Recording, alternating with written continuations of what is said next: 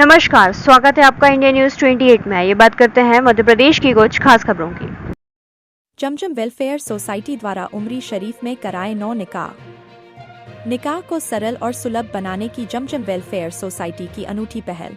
बैतूल की जमजम welfare society द्वारा दूसरे वर्ष भी उमरी शरीफ में कराए 9 निकाह। खबर मध्य प्रदेश के जिला बैतूल में पिछले वर्ष की तरह इस वर्ष भी जमजम वेलफेयर सोसाइटी द्वारा 9 जोड़ों का निकाह संपन्न कराया। इस निकाह में मुस्लिम समुदाय के सैकड़ों लोग शामिल हुए। जमजम वेलफेयर सोसाइटी द्वारा दुल्हन को दहेज में पलंग, बिस्तर, जानमाज, कुरान शरीफ, अलमारी एवं अन्य सामग्री दी। बैतूल की जामा मस्जिद के इमाम जावेद चिश्ती साहब ने बताया कि आसान और सरल निकाह का अर्थ है विवाह समारोह को सादगीपूर्ण रखना और उसे बोझिल या जटिल बनाने वाली रस्मों और परंपराओं से बचना, जो पैगंबर मोहम्मद सल्लल्लाहु अलैहि वसल्लम के फरमान के अनुरूप है। इसका मुख्य उद्देश्य इस्लामी शिक्षाओं का पालन करते हुए दिल से अल्लाह पर भरोसा रखकर शांतिपूर्ण और नैतिक बंधन स्थापित करना है। एक सरल निकाह में 2 गवाहों की उपस्थिति, दुल्हन की सहमति, दूल्हे द्वारा महर, अनिवार्य उपहार का भुगतान और निकाहनामा पर हस्ताक्षर करना शामिल होता है।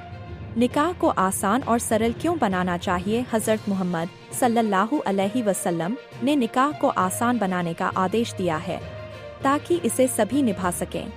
बोझिल रस्मों से बचना, जटिल रीति रिवाजों और सामाजिक दबावों को कम करके निकाह को सादगीपूर्ण और आशीर्वाद से भरा बनाया जा सकता है। यह विवाह समारोह को ईमानदारी, अल्लाह पर भरोसे और सरलता के साथ करने पर जोर देता है। एक सरल निकाह के लिए आवश्यक चीजें जरूरी है। दूल्हा और दुल्हन दोनों की शादी के लिए स्पष्ट और स्वतंत्र सहमति आवश्यक है। कम से कम 2 मुस्लिम गवाहों की उपस्थिति जरूरी है। 2 पुरुष या 1 पुरुष और 2 महिलाएं, एक इमाम या कोई धार्मिक विद्वान निकाह पढ़ता है। दूल्हे द्वारा दुल्हन को महर, अनिवार्य उपहार देना होता है, जो धन, संपत्ति या किसी अन्य रूप में हो सकता है। दूल्हा, दुल्हन और गवाह निकाहनामा, विवाह अनुबंध पर हस्ताक्षर करते हैं, जो विवाह का प्रमाण होता है।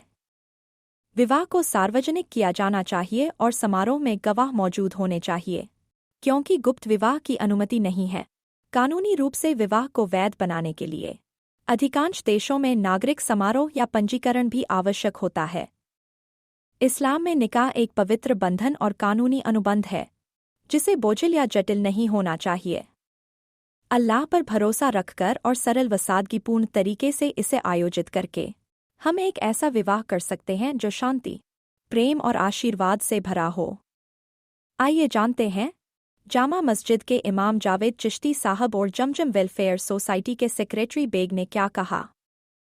बैतूल जिला ब्यूरो चीफ मोहन प्रजापति की रिपोर्ट। वेलफेयर सोसाइटी द्वारा जो दूसरे साल ये निकाह किए जा रहे हैं जी, इसके बारे में आप बताइए। देखिए, दुनिया में इंसानी प्रजाति में शादी तो हर धर्म के वहाँ है और हर एक चाहता है कि इसमें आसानी हो, इसलिए कि बेटी, किसी के वहाँ ऐसा नहीं है कि एक परिवार बेटी पैदा करता है और दूसरा बेटा है। जिसके वहाँ बेटी है उसके वहाँ बेटा भी है, जिसके वहाँ बेटा है उसके वहाँ बेटी भी है। हर आदमी चाहता है कि ये आसान हो जाए ताकि इसमें अमीर गरीब किसी को बेटी बोझ न बने। तो जमजम वेलफेयर सोसाइटी ने जो कदम उठाया है, इसके जिम्मेदारों में अपने तौफीक भाई हैं, लेकिन मैं इन्हें पूरे देशवासियों की तरफ से मुबारकबाद देता हूं, इसलिए कि ये हमारे देश का काम है और ये बहुत अच्छा काम है, सराहनीय काम है। हम ये चाहते हैं कि अपने हिस्से की हर आदमी मोमबत्ती जलाए और अपना घर रोशन करे। इस इंतज़ार में न पड़े कि ये कोई एक कमेटी करे। एक कमेटी जितना कर रही है। अगर हम भी किसी कमेटी से जुड़े हैं और हम भी कुछ कर सकते हैं तो इस तरीके के काम शुरू करें, जिसमें गरीब परिवार को राहत मिल सके और बेटियां लोगों के वहाँ बोझ न बन पाएँ। आसान निकाह किया जाए, इसके लिए आप क्या संदेश देना चाहेंगे? आसान निकाह में अगर हमारे पास पैसा है तो हम अपने बेटी के शादी में 10 लाख रुपया खर्च न करके हम 1 लाख रुपये खर्च वाले निकाह में 10 और लोगों को शामिल कर लें, ये आसान निकाह हो जाएगा।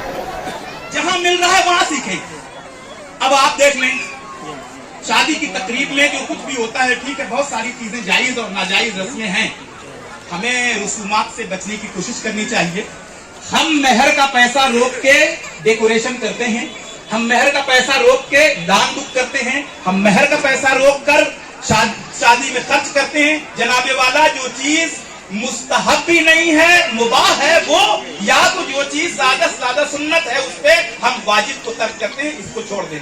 दूसरी बात यह है कि वो जीनत के जो सामान हैं वो औरतों के लिए हैं। औरतों को मेहंदी लगाने का हुक्म है हदीस पाक में। मर्दों को खा वो शादी हो, आमतौर से दूल्हे मियां मेहंदी लगाए बैठे रहते हैं, ये नावाकिफियत की बुनियाद पे है। आज का मैटर नहीं है, कभी भी जाओ तो वो मेहंदी लगाए बैठे होते हैं। फजर की नमाज पढ़ने नहीं जाते और बारात निकलती है 11:30 बजे, 11:45 बजे, तो मस्जिद के दरवाजे पे जाके दूल्हे मियां बावजूद भी रहते हैं और औकाते मकरूहा में ज़वाल के वक्त में 2 रकात नमाज पढ़ी जाती है। जनाबे वाला वो वक्त जो नमाज पढ़ने का नहीं, उसमें आप नमाज पढ़ लेते हैं। तो ये सारी चीजें बजाय सवाब के गुनाह का काम, जहां नमाज पढ़ने का हुक्म नहीं उस टाइम में जाके नमाज, या तो फिर जाके अस्सलाम वालेकुम, किससे अल्लाह ताला से सलाम नहीं किया जाता।